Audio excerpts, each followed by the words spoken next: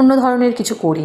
ডিমের অমলেট, ভুজিয়া এসব তো বানিয়ে খেতেই থাকি, বাট এটা আমি ভাবলাম মানে যা যা ছিল বাড়িতে সেই উপকরণ দিয়ে তৈরি করলাম। তোমরাও হয়তো নিশ্চয়ই কেউ কেউ এরকমভাবে বানিয়ে খেয়েই থাকো।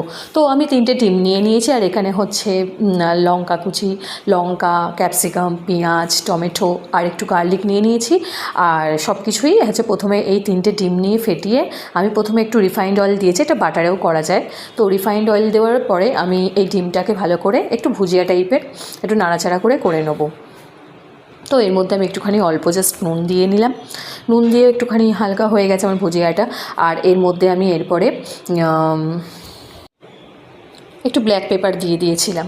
তো তারপরে কড়াইতে আমি বাটার নিয়েছি, তো এটা বাটারেই করব পুরো। তো বাটার নেওয়ার পরে আমি এই বিভিন্ন ধরনের যে সব সবজিগুলো কেটে রেখেছিলাম, এই যে পেঁয়াজ, লঙ্কা, ক্যাপসিকাম আর সব কিছুই হচ্ছে দিয়ে দিলাম, আর গার্লিকও আছে এর মধ্যে। তো এটা কিন্তু ক্যাপসিকাম, পেঁয়াজ এগুলোই কিন্তু ডিমের কোনো রেসিপি কিন্তু খুব সুন্দর খেতে লাগে। ডিম কেন, অন্য সব কিছুই খুব ভালো লাগে খেতে। তো ক্যাপসিকামটা আমি আমার রান্নায় সবসময় ইউজ করে থাকি। এর মধ্যে একটুখানি নুন দিয়ে দিলাম, হালকা নাড়াচাড়া করে, বেশি কিন্তু সেদ্ধ করলে হবে না, হালকা জাস্ট একটু ক্রাঞ্চি ক্রাঞ্চি ব্যাপার থাকবে। তো যাই হোক, একটু নুন নিয়ে একটুখানি হলুদ দিয়ে দিলাম, দিয়ে এবারে নাড়াচাড়া করতে থাকবো। আর এর মধ্যে আমি ভাবলাম একটুখানি সয়া সস আর একটু টমেটো সস একটু অ্যাড করা যাক। আর আমি একটুখানি অল্প সয়া সস দিয়ে দিলাম, অল্প জাস্ট 1 ছিটে, বেশি নয়। দেওয়ার পরে আমি একটুখানি টমেটো সস দিয়ে দিলাম। তো দিয়ে এটা হালকা জাস্ট আস্তে করে দিয়ে আমি নাড়াচাড়া করছি।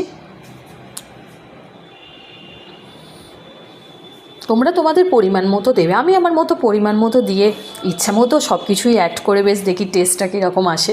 তো রান্নাটা করলাম।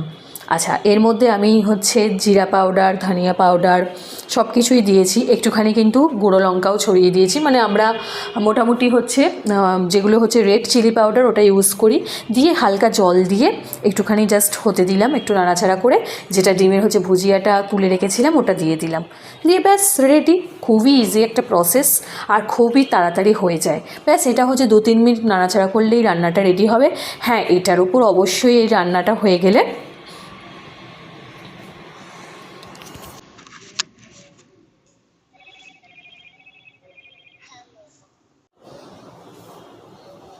এবারে হচ্ছে এটার ওপর আমি একটু ব্ল্যাক পেপার দিয়ে দিলাম। আর এই গোলমরিচ কিন্তু সব কিছুতেই কিন্তু একটুখানি ছড়িয়ে দিলে বেশ ভালোই লাগে। আর একটুখানি মিষ্টি অ্যাড করলাম, অল্প একটু, তো মিষ্টি মিষ্টি ভালো লাগবে।